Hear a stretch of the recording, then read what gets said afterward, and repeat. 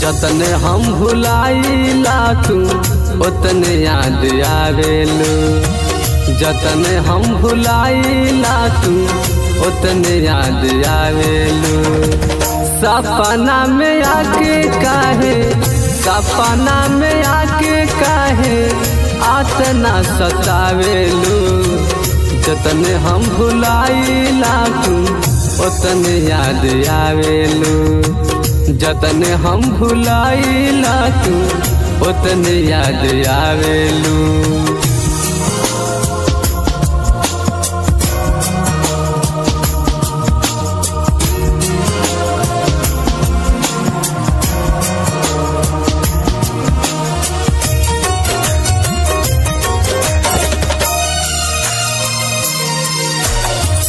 निकली जनाजा हमार आँखिया से देखी हा, आके सान सान हाथ चितावे पसे की हा।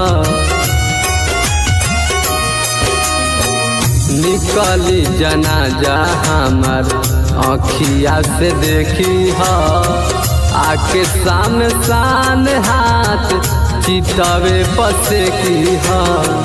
दोसरा केहू से बोला, दोसरा केहू से बोला कौन सुख पावेलू। जतने हम भुलाइला तू उतने याद आवेलू, जतने हम भुलाइला तू उतने याद आवेलू।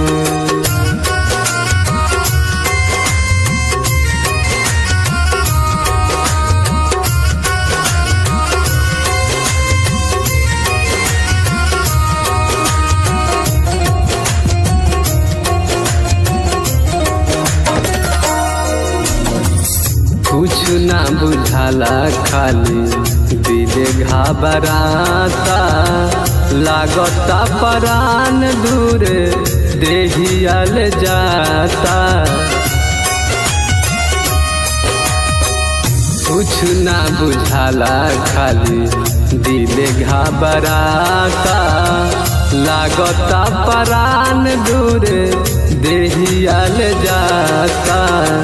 अनुचित रंजन धनंजय से दिल लगावेलू, अनुचित रंजन सुगरी से दिल लगावेलू। जतने हम भुलाइला तो उतने याद आवेलू, जतने हम भुलाइला तू उतने याद आवेलू। सपना में आके काहे, सपना में आके काहे आतना सतावेलू। जतने हम भुलाइला तू उतने याद आवेलू, जतने हम भुलाइला तू उतने याद आवेलू।